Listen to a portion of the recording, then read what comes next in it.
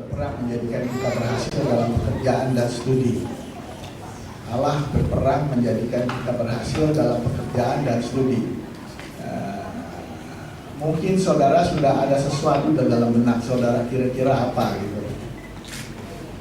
Saya takutnya yang ada di benak saudara itu tidak sama dengan apa yang saya mau khotbahkan. Makanya kau dengar baik-baik khotbahnya supaya tahu kesimpulannya. Orang kan sering begitu. Allah berperang menjadikan kita berhasil dalam pekerjaan dan studi.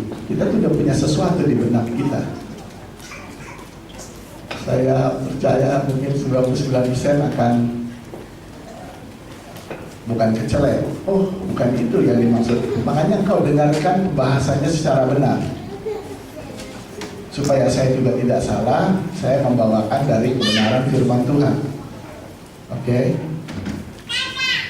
Kebenaran firman Tuhan kalau mengenai ini kalau jarang disebut bukan berarti salah. Hanya kadang-kadang tidak dikhotbahkan. Karena saya khawatir dan saya cenderung pemberitaan firman tahun-tahun terakhir ini cenderung berat sebelah. Koin mata uang itu kalau cuma ada sebelahnya kosong, palsu tidak saudara, harus ditangkap. Ya, firman Tuhan itu dua koin, ada kiri ada kanan. Ya, saudara dengar yang baik. Firman Tuhan bisa ditayangkan ya di situ ya, bisa ya, bisa. Kita buka di Kejadian 1 ayat 27. Kita buka Kejadian 1 ayat 27 dan 28. Saya bacakan ya. Kejadian 1 ayat 27 dan 28. Maka Allah menciptakan manusia itu menurut gambarnya, menurut gambar Allah diciptakanlah dia. Saya loncat ayat 28b. Beranak cuculah dan bertambah banyak, penuhilah bumi dan taklukkanlah.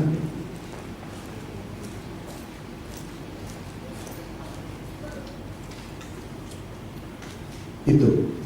Jadi saudara, manusia itu diciptakan serupa dengan rupa dan gambar Allah. Allah itu adalah Allah pekerja. Saya nggak usah ditayangkan Kejadian 2. Allah itu adalah Allah yang bekerja. Ketika Allah pada hari ke-7 telah menyelesaikan pekerjaan yang dibuat, berhentilah ia pada hari ke-7 dari segala pekerjaan yang telah dibuatnya. Itu Kejadian 2 ayat 2, nggak usah ditayangkan. Allah kita itu adalah Allah pekerja. Kita diciptakan serupa dengan gambarnya. Jadi pun kita adalah yang harus bekerja.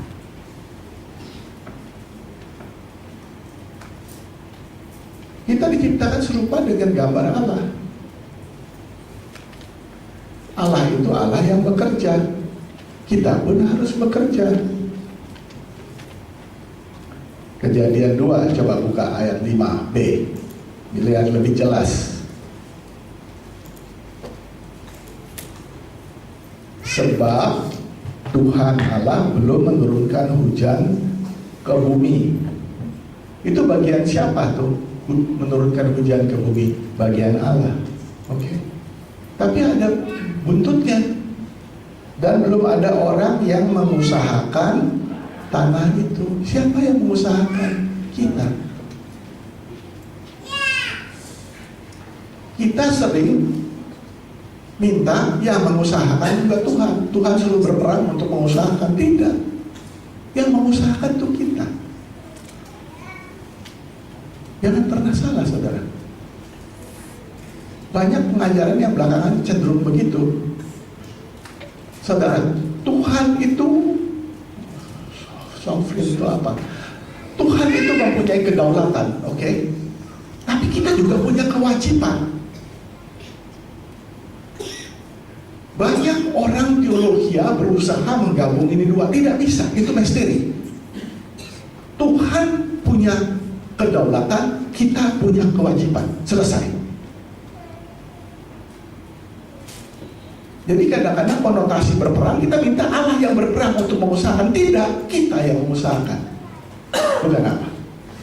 Beda. sering saudara dengar, kita harus mengusahakan, bukan Tuhan.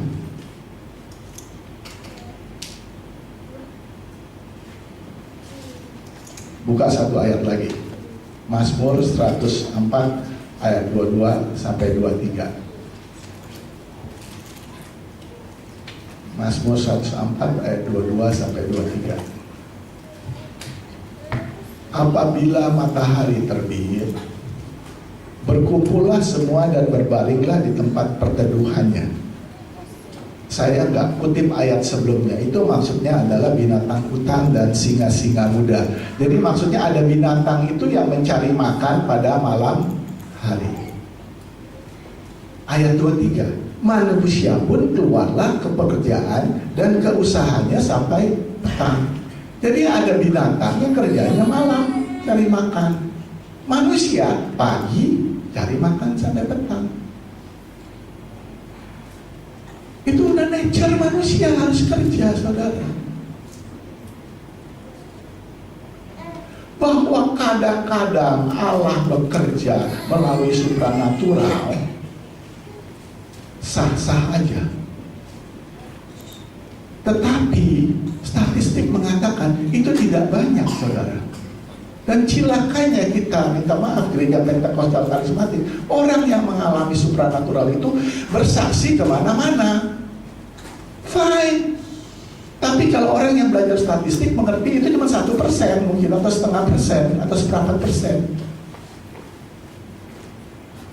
Saya khotbah di banyak gereja, saudara, karena saya bukan gembala, bukan seperti gembala saudara. 100 gereja yang saya pergi, minta maaf, 90 gereja miskin. Itu fakta, saudara. Terima kasih di tempat seperti begini. Tempat lain kita berpacu sama peluk. Itu fakta, saudara. Tapi kita minta orang yang 1% itu bersaksi kemana-mana. Saya nggak bilang salah, tapi jangan tidak seimbang. Saudara keluarga tahu nggak mampu banyak kok. Jadi apa yang kita belajar pertama? Karena Allah kita adalah pekerja, manusia yang diciptakan serupa dengan gambarnya harus bekerja. Sehingga bekerja pada dasarnya merupakan hakikat manusia. Sehingga manusia bekerja bukan hanya untuk nilai ekonomisnya, tetapi sebagai bagian dari martabat manusia. Contoh, banyak orang kaya, sebagian orang kaya dalam Tuhan, mereka masih bekerja di sosial atau apa. Kenapa? Itu bagian dari martabat dia. Saya nggak mau sebut. Kawan saya, istrinya meninggal 1 minggu yang lalu, mendadak meninggal. Dia punya abang ipar itu salah satu dari 20 orang kaya di Indonesia. Saya tidak mau sebut nama, tidak baik. Tapi ini orang, dan ini termasuk orang yang saya highly regard, karena dia profesional yang berhasil dan bisnisnya bagus, dan dalam Tuhan bisnisnya tidak menipu, membayar orang secara benar, membayar pajak benar, perusahaannya juga berhasil karena profesional. Salah satu dari 20 orang kaya. Pada waktu di kuburan, saudara tahu apa yang dia lakukan? Dia bantu bagi makanan. Dan saya lihat, minta maaf, biasanya makanannya kualitinya jelek, Pak. Saya tahu itu catering yang termasuk paling mahal itu. Dan minta maaf, teman saya ini kurang mampu. Jadi saya tahu pasti dari dia itu, Pak. Betul. Udah dari dia yang bagi. Itu hakikat manusia bekerja, saudara. Dia nggak perlu bekerja di perusahaan lagi, semua udah jalan running well, Pak. Makanya saudara lihat banyak orang yang sudah settle, dia tetap bekerja di bidang sosial, karena pada hakikatnya manusia itu bekerja. Itu yang kita belajar yang pertama, ya. Hakikatnya semua manusia harus bekerja. Sekarang kedua, Efesus 6 ayat 5a saya buka. Sekarang kalau kita ngomong bekerja, saudara, Ada pegawai, ada yang punya. Betul? Walaupun nggak sesederhana gitu, kalau perusahaan makin besar yang punya itu kadang-kadang tidak langsung keluar. Ya, ada direkturnya, ada komisarisnya, tapi saya simplified, saya sederhanakan aja. Ada yang pegawai, ada yang pemilik. Saya ngomong sebagai pegawai dulu, yang sebagian besar dari kita ada di situ. Efesus 6 ayat 5. Hai hamba-hamba. Jadi saudara jangan bingung, saya nggak mau terlalu panjang ngomong. Konteksnya di sini hamba-hamba. Nah, saudara percaya saya saja lah, kan juga ada bapak gembala bisa. Kalau saya ngajar sesat, bilang ini sesat, nggak diundang lagi. Konteksnya itu kalau kita pakai sekarang itu hamba di sini adalah budak. Ya, pada zaman Romawi, orang Romawi tidak mau memegang pekerjaan ini. Mereka mau pekerjaan yang pakai ini, bukan pakai tangan. Jadi biasanya mereka kasih budak. Jadi hamba ini adalah kalau kita tuh pegawai lah, konteksnya kita sekarang. Ya, hai hamba-hamba, taatilah tuanmu. Tuanmu di sini adalah pemilik. Kita suruh taat. Wow.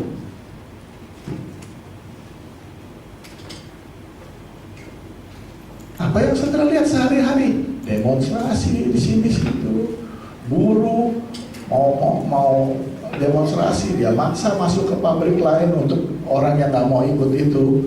Itu yang terjadi sehari-hari saudara. Taat. Tetapi Alkitab ini kita juga firman Tuhan, dia kasih kualifikasinya, taatnya bagaimana? Hai hamba-hamba, taatlah terhadap Tuhanmu. Saya mau kasih satu ayat dulu mendramatisir ini. 1 Petrus 2 ayat 18 sampai 20. Dari sini nanti saudara punya kesimpulan bahwa nggak gampang hidup ini. Nah yang berperang itu Allah, tapi kita mesti jalan di jalan yang kita jalani sehari-hari. Nanti Allah bantu berperang, memberi kemampuan kepada kita. Bukan kita Allah kita tuh jadi Aladin, nangkap gak? Beres. No. 1 Petrus 2 ayat 18 sampai 20. Hai kamu hamba-hamba, sama ini.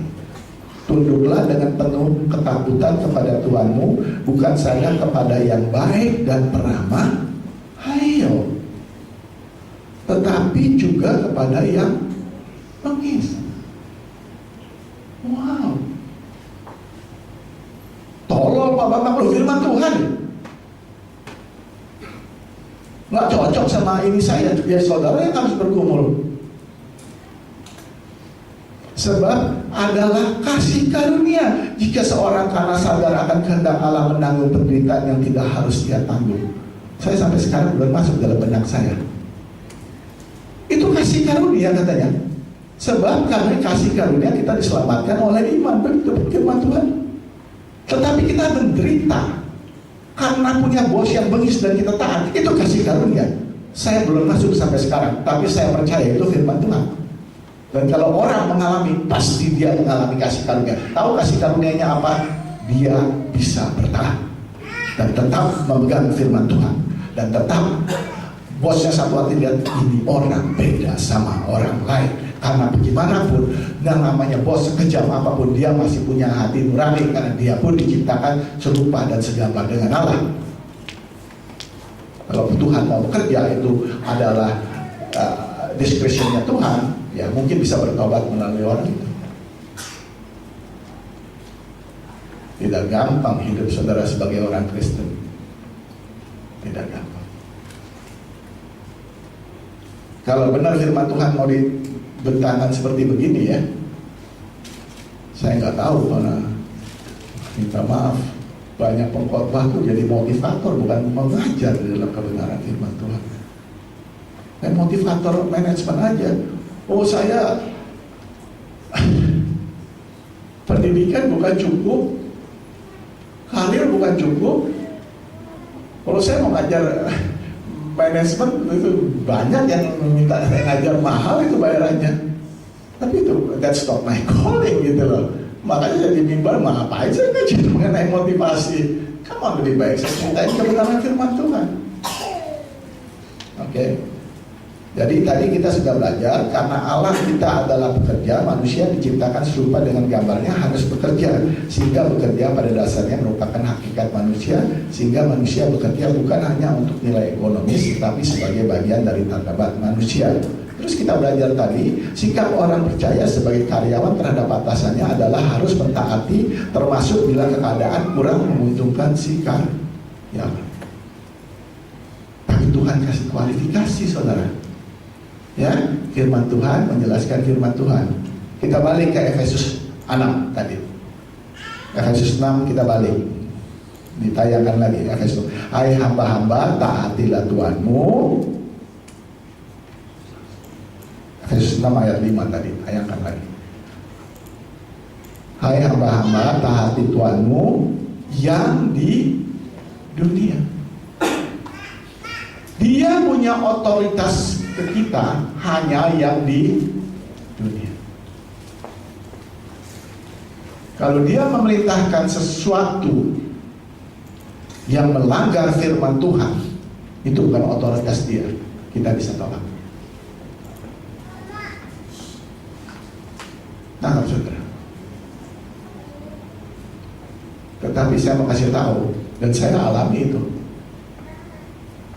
Dan yang saya alami ini, saya kerja di perusahaan yang Kristen, yang kadang-kadang pemiliknya khotbah di mimbar. Saya konfront, dipecat. Tidak gampang. Saya ngerti apa artinya Tuhan Allah berperang. Ya itu saya masih setia sama Tuhan akhirnya ini. Saya tidak bertanya kepada dia mengapa. Karena ada firman Tuhan ini yang memegang saya. Ya dengar orang khotbah di mimbar kok, pemilik perusahaan besar, prakteknya nggak begitu. Kita konfront kok dia ngelapin pajak. Itu dia.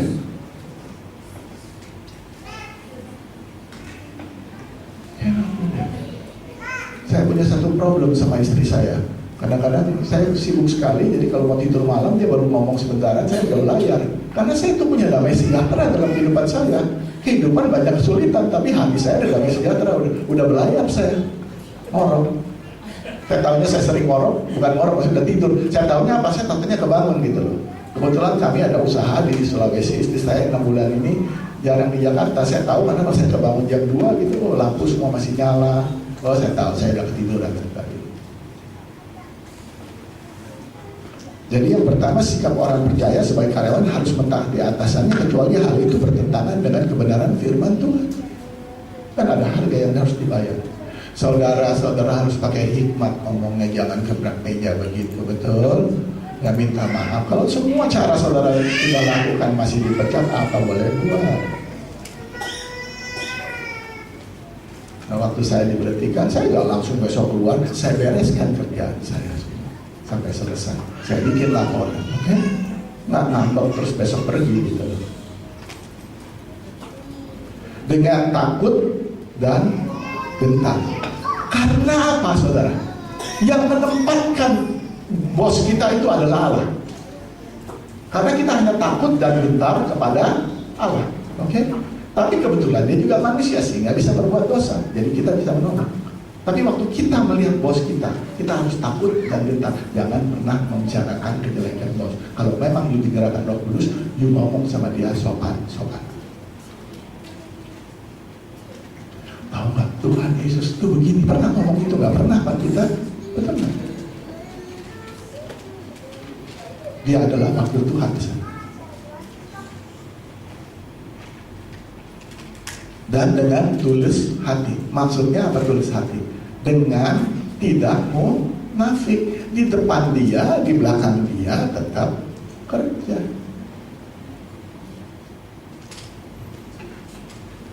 Sama seperti kamu taat kepada Kristus. Saudara, tidak ada pekerjaan, ini adalah ininya manusia, disebut pekerjaan sekuler, jadi orang bisnis yang konotasinya selalu negatif, sama ada yang di mimbar. Ada pekerjaan sekuler, ada pekerjaan rohani. Tidak ada. Di mata Tuhan itu tidak ada. Tuhan sudah tempatkan orang pada tempat yang beda-beda. Saya bisa ngomong karena Tuhan tahu saya di dua-dua tempat. Jadi nggak ada tuh namanya pekerjaan sekuler, pekerjaan rohani. Malah saya tanya, Bapak Gembala punya keterbatasan. Dia nggak bisa masuk ke business banking terus ngomong macam-macam. Lo nggak ngerti banking, saya aja nggak ngerti banking toh. Nah siapa yang bisa menginjili di balik tembok gereja itu? Anda yang kerja di situ, yang suka masak segala macam. Mana bisa? Suruh saya masak. Oh nasi putih aja masak di apa tuh namanya di rice cooker aja saya sering salah kok. Jadi udah dimasakin gitu semua, tinggal nasi belum. Salah saya aja, saya pergi beli nasi di luar. Suruh saya nginjilin orang yang itu, saya tiap hari jadi bahan ketawaan orang yang masak dong, betul nggak? Ada kan sabur masak, sabur begini-gini, mulut ngomong, pada kayak ngomong. Bos begini, jangan ngomongin bos lo kalau kayak kita gini. Ngomongnya jangan kayak ngajarin begitu dong, betul nggak? Kalau kita nggak ada dia juga kita nggak makan lo. Mau buktinya anak kita sampai SMA lulus, kita bisa bawanya dengan bahasa yang sehari-hari, saudara. Bukan begini, jangan ngajarin orang. Saya kalau di luar tuh gak seperti begini, saudara. Teman saya lebih banyak orang tidak seiman.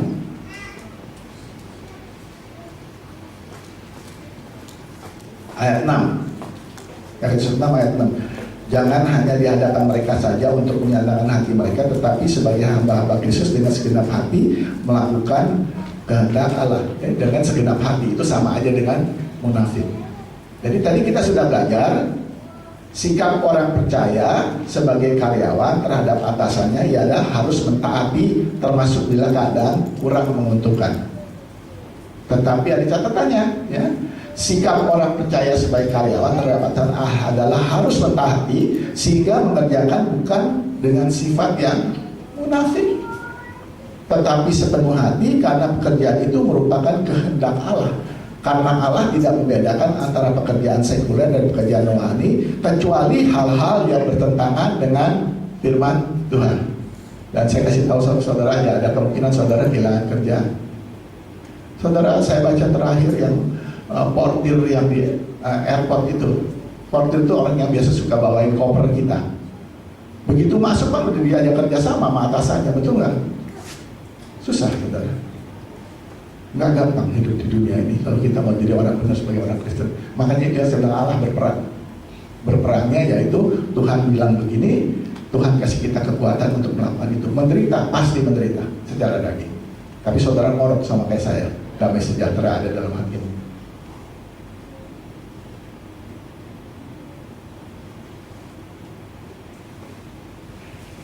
Sekarang ayat 9 saya mau loncat. Sekarang bagaimana pemilik? Sekarang pemilik itu bagaimana? Yang diharapkan oleh firman Tuhan buat karyawan, oh pemilik suka banget itu. Dulu kalau saya punya karyawan kayak gitu, udah tambah kaya, lancar, betul, lancar, betul. Ayat 9. Dan kamu tuan-tuan, maksudnya pemilik, perbuatlah demikian juga terhadap mereka. Wow.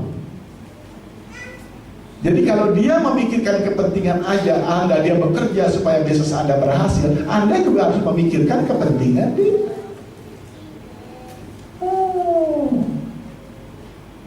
Jangan jadi orang Kristen pergi ke gereja tiap minggu, mau miliki perusahaan, mau tekan buruhmu. Saya ada catatan ya, hati-hati. Nanti saya ada catatan. Karena gak segampang gitu. Saya ada catatan, jadi jangan marah dulu. Yang punya pekerjaan apapun, dia punya warung, kayak punya apa kayak.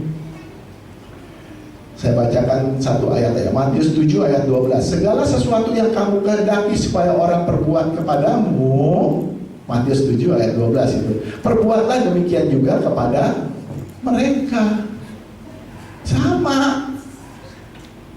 Apa sih dalam prakteknya yang kita bisa lakukan buat mereka? Sikap orang, saya ulang, sikap orang percaya sebagai karyawan terhadap atasannya adalah harus mentaati sehingga mengerjakan bukan yang dengan sifat munafik, tetapi sepenuh hati karena pekerjaan itu merupakan kehendak Allah, karena Allah tidak membedakan antara pekerjaan sekuler dan pekerjaan rohani kecuali hal-hal yang bertentangan dengan firman Tuhan. Sekarang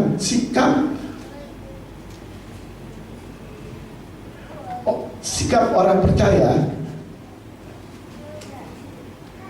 sebagai pemilik atau atasan, kadang-kadang ya kalau perusahaannya besar sekali, adalah memperlakukan bawahan kita dengan kasih,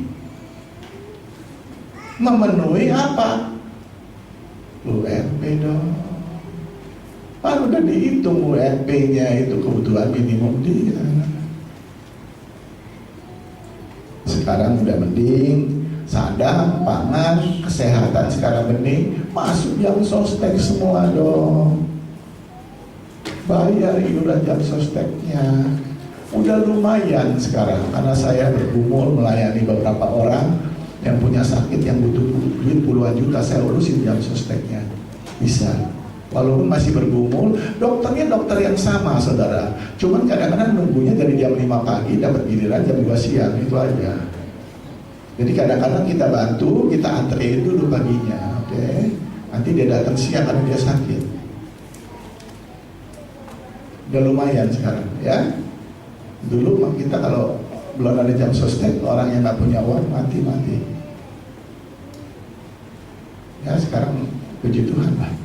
Walaupun rumah sakitnya yang belum cukup. Ya, karena pada umumnya dokternya dokter yang sama, ya. Sikap orang percaya sebagai pemilik terhadap bawah pegawainya memperlakukan dengan kasih sehingga memenuhi segala kebutuhan dalam beberapa aspek. Sekarang saya mau kasih berapa catatan. Pak Bambang orang berteori, saya bukan orang berteori, saya puluhan tahun orang kerja. Ya, kadang-kadang dikasih api, minta amplak. Jadi kayak gitu mesti ditepok tangannya, oke? Kita buka. Ini catatannya ya. Jadi sebagai karyawan kau harus berusaha sebaik mungkin seperti kepada Tuhan. Sebagai pemilik juga hati-hati, yang saya ngomong ini adalah teori menurut, bukan teori, ini adalah firman Tuhan. Dan minta maaf tidak terjadi dalam kehidupan sehari-hari. Dari mana Pak Bambang tahu? Bapa kami yang di surga, dimuliakan namamu, datang kerajaanmu. Di surga seperti di bumi. Di bumi belum seperti di surga. Dan ini pergumulan Anda, baik pemilik maupun karyawan seumur hidup. Itu adalah kekuatan yang Tuhan kasih. Tuhan yang berperang. 2 Tesalonika ayat 3 ayat 10 sampai 12. Ini beberapa catatan baik buat karyawan maupun bagi pemilik. 2 Tesalonika 3 ayat 10 sampai 12. 2 Tesalonika 3 ayat 10 sampai 12. Sebab jika waktu kami berada di antara kamu, ini Paulus nih ya, kami memberi peringatan ini kepada kamu. Jika seorang tidak mau bekerja, janganlah ia makan. Wow. Benar nggak sih itu kata-katanya sama ya? Atau ya ini saya nih ngambil dari Alkitab apa? Sama ya? Sama. Keras loh. Nggak mau kerja, mati aja sendiri kalau kita pakai bahasa kita gitu. Minta-minta, urusan.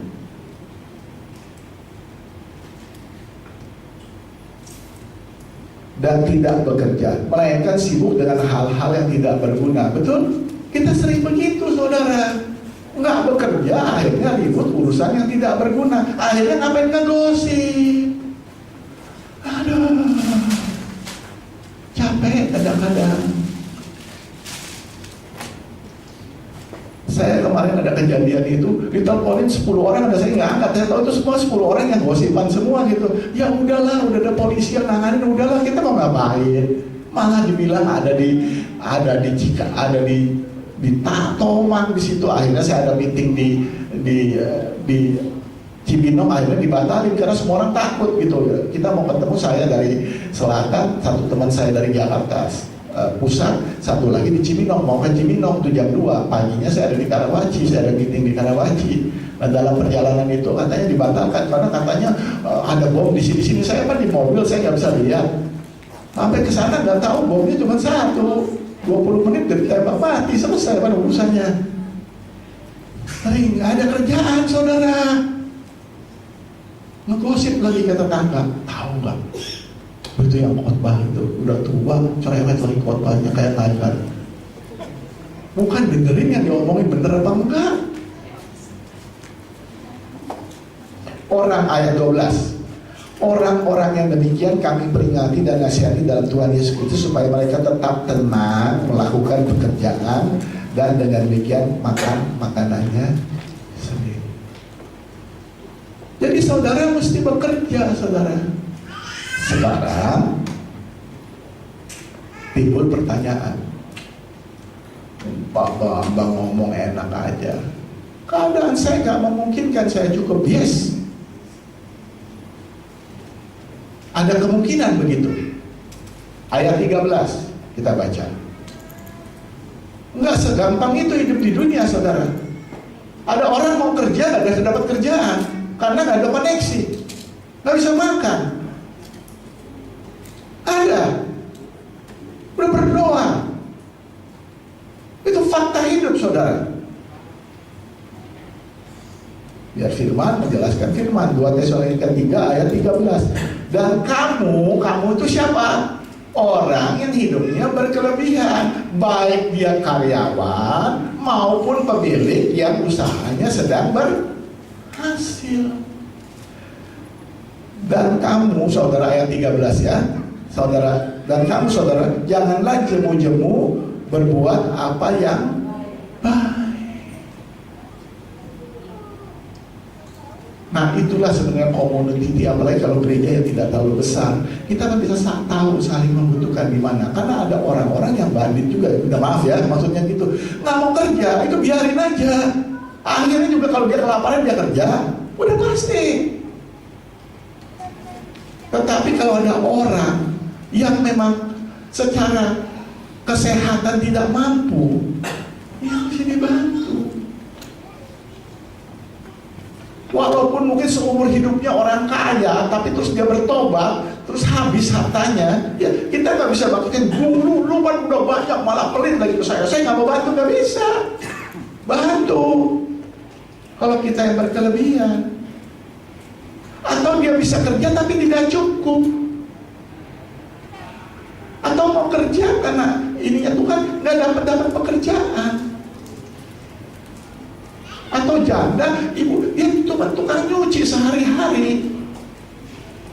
Kalau saya orang itu, ibu harus kerja setiap hari, sisanya saya penuhi. Tapi jangan terus minta nginep di hotel bintang 5 dong, betul? Nangkap, saudara? Itu maksudnya bergereja, saudara. Kita memberi dalam kelebihan kita. Kita buka satu ayat, 1 Tesalonika 5 ayat 18. Ayat ini kadang-kadang membuat kita surprise juga kalau membaca ini, jadi bisa malu kita. 1 Tesalonika 5 ayat 8. 1 Tesalonika 5 ayat 8. 1 Tesalonika 5 ayat 8.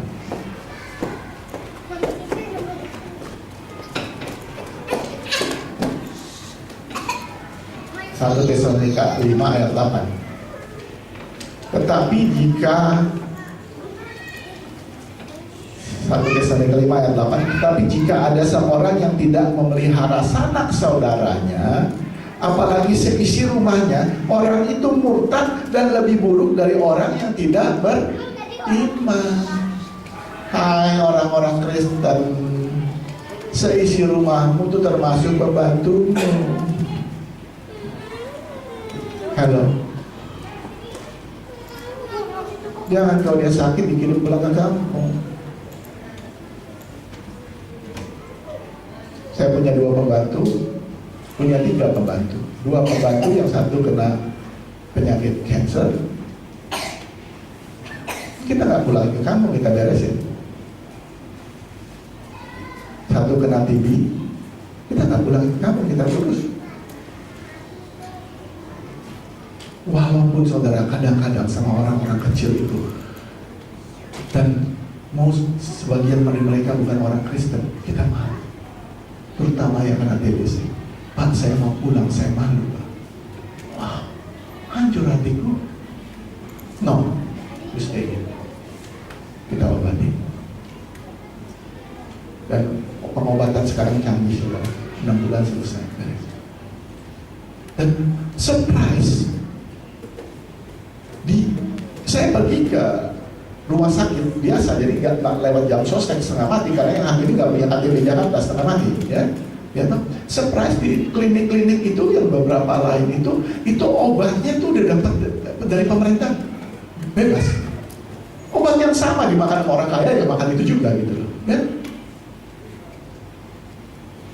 Itu catatan saya. Jadi saya ngomong, nature kita harus bekerja.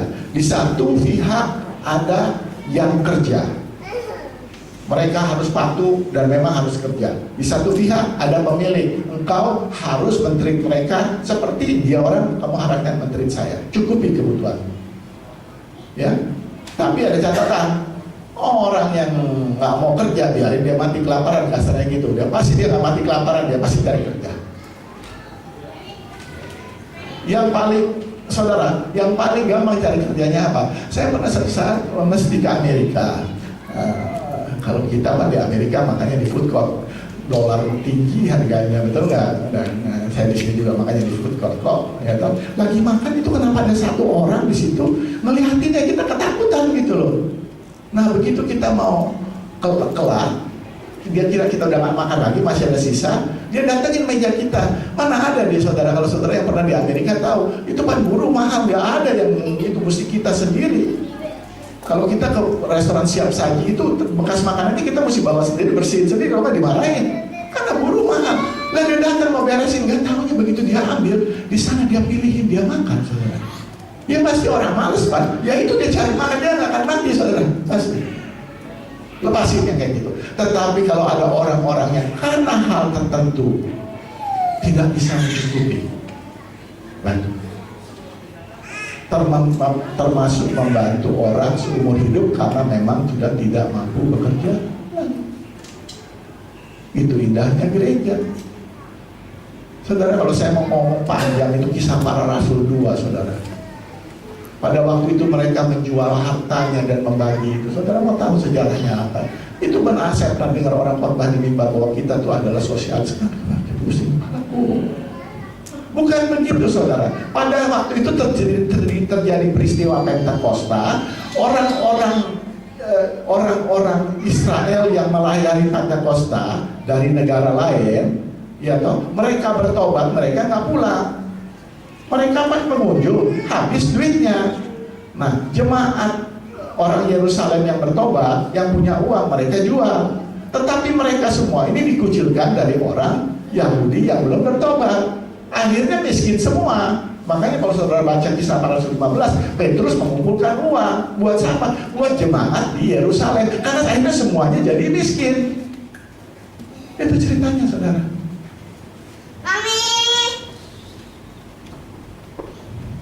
Yang terakhir, karena saya mesti menuin semuanya, berpacu dengan waktu.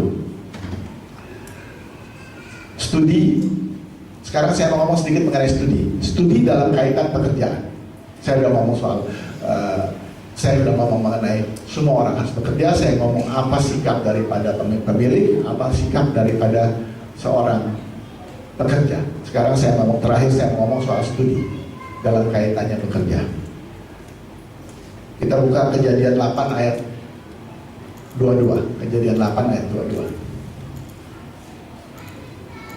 Kejadian 8 ayat 22. Selama bumi masih ada, takkan berhenti-henti musim menabur dan menuai. Siapa yang menabur dan menuai? Manusia. Ya, bukan Tuhan Allah berperang untuk menuai. Engkau malas. Dingin dan panas, kemarau dan hujan, siang dan malam, itu bagian siapa? Bagian Allah. Walaupun dirusak sama manusia. Nah tahun depan pasti asap lagi, betul nggak? Begitu asap semua ribut, betul nggak? Tiap hari bilang udah dingin, dagelan semua, minta maaf karena saya orang bisnis. Sekarang ceritanya habis, masuk pengadilan, nggak salah katanya, selesai. Nah tahun depan kamu harapin lagi, asap lagi. Karena saya baru dari Pekanbaru pada waktu kejadian itu, saya tahu ceritanya, kasihan.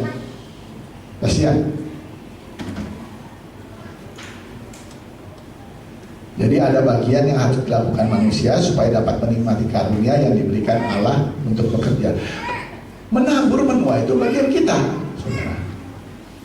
Matius 5 ayat 45, buka lagi satu ayat. Ini kita kaitkan studi dengan pekerjaan, terutama yang mereka yang masih sekolah atau mau ngambil studi lanjut atau mau ngambil kursus.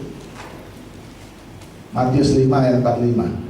Karena dengan demikianlah kamu menjadi, Matius 5 ayat 45. Karena dengan demikianlah kamu menjadi anak-anak Bapakmu yang di surga, yang menerbitkan matahari. Siapa yang menerbitkan matahari? Tuhan. Bagi orang yang jahat. Halo.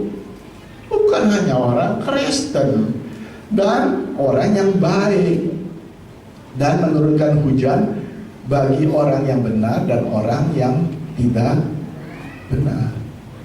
Jadi Tuhan itu bekerja, ada namanya karunia umum. Semua orang yang bekerja, kalau Tuhan menghendaki, walaupun dia orang jahat, dia bisa jadi orang kaya. Mau bukti? Saya iseng tuh kemarin, saya cari 25 atau 50 orang terkaya di Indonesia tahun 2015. Keluar 24. Saya tahu kira-kira ada 4. Itu juga Kristennya apa, ada lahir baru, saya nggak tahu.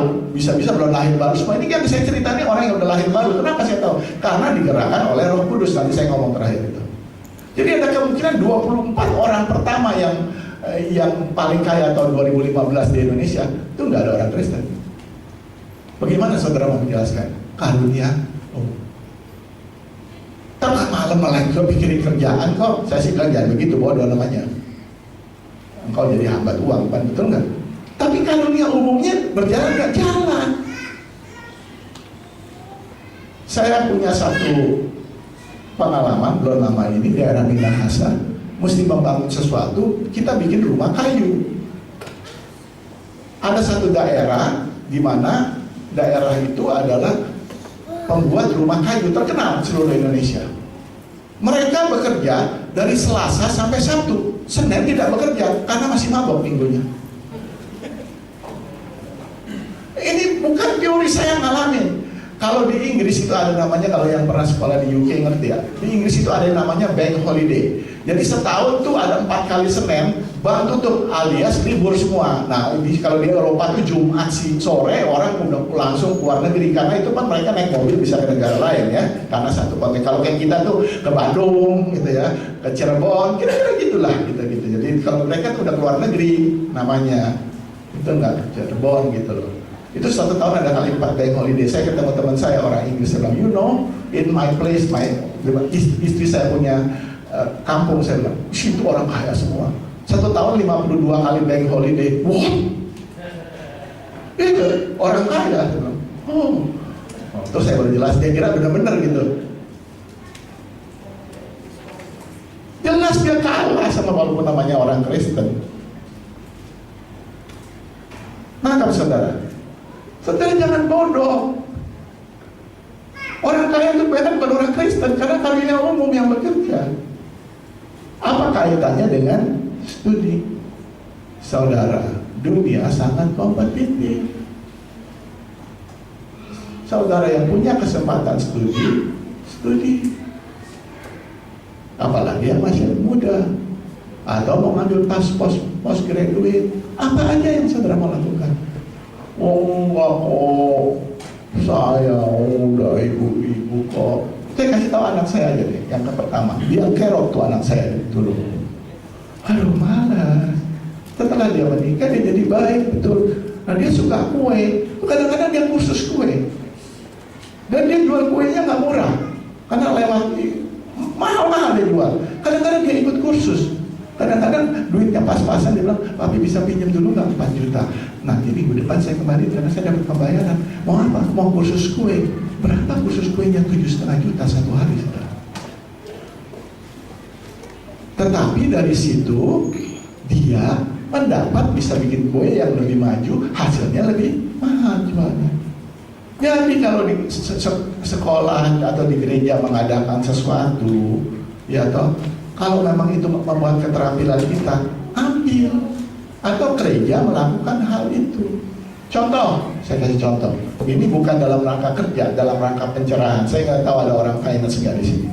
Kalau saudara sendiri ditawarin Pak di luar, Pak mau nggak Pak?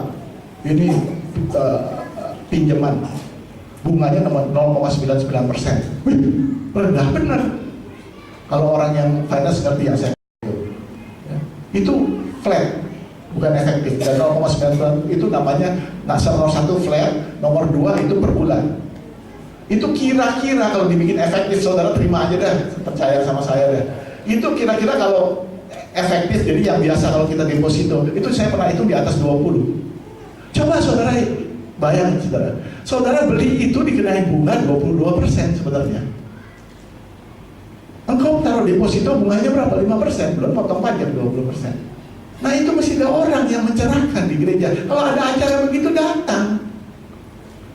Ada ibu terbeban mau ngajarin kue supaya bisa jualan, datang. Saya kasih contoh. Ini terakhir adalah mengenai saya punya pembantu. Istri saya membuat kue, yaitu kue yang isinya ikan di dalam. Akhirnya diturunkan kepada adik iparnya. Sekarang adik iparnya tuh punya mobil, saudara, kredit, jualan begituan, macam-macam dia jual. Dia jualan tuh yang 100 biji, jual ke sana ke toko. Kalau mau kerja, saudara. Saya tutup semua ya. Jadi saya ulang, kita harus bekerja, bawahan harus taat, atasan harus mentreat bawahannya secara benar. Kalau orang yang studi juga gunakan kesempatan itu supaya kau lebih mudah berkompetisi dan gak dibodohin di luar. Kalau nggak dibodohin. Ya. Saudara, saya mau kasih tahu saudara satu lagi. Ini juga pengalaman hidup saya. Jangan pernah menuhankan bosmu. Selama engkau masih dibutuhin, dia ini sama kamu. Datang ke rumah, istri sakit datang. Begitu engkau jadi asker tak berguna, gak ada. No, never.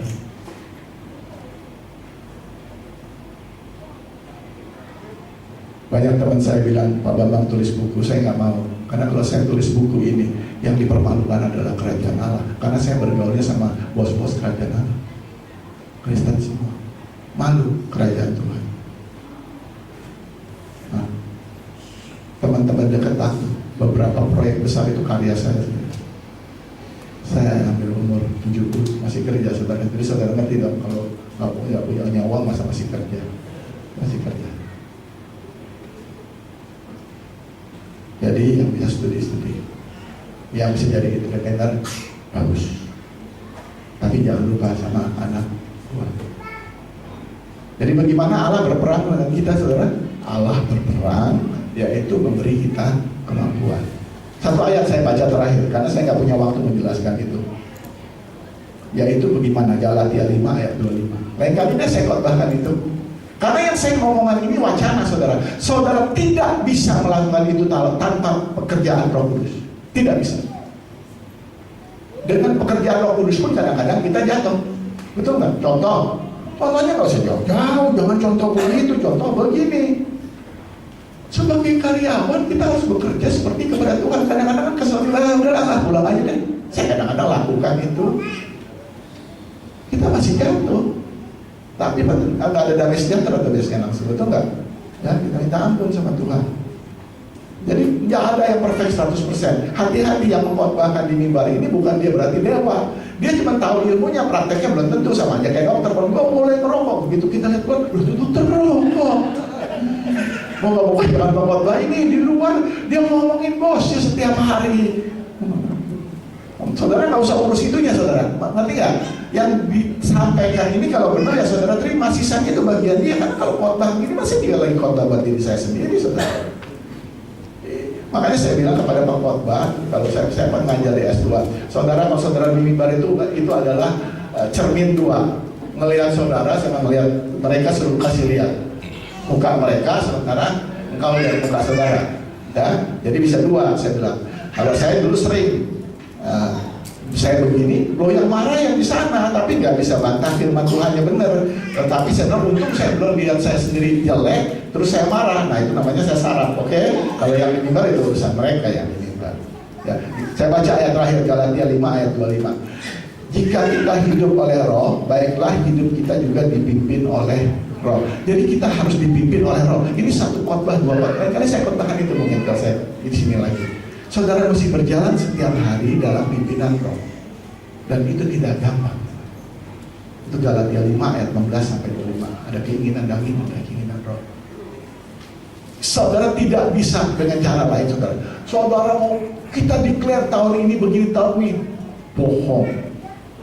Bohong. Mau tahu saudara apa? Setiap tahun semua agama, terutama saudara teman kita, wah melakukan ritualnya terus tekat tahun depan apa? Oh baru hari kelima udah ada yang ditangkap KPK lagi.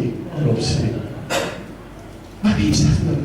Hidup dipimpin oleh Roh, walaupun setiap hari kita jatuh. Jadi saya kembali kepada tema Allah berperang menjadikan kita berhasil dalam pekerjaan. Jadi caranya Allah berperang adalah melalui pekerjaan Roh Kudus dalam hati orang percaya. Jadi kita punya andil, bukan kita diem. Nah waktu berperang itu kita pasti jatuh. Kalau nggak kita namanya Robocop.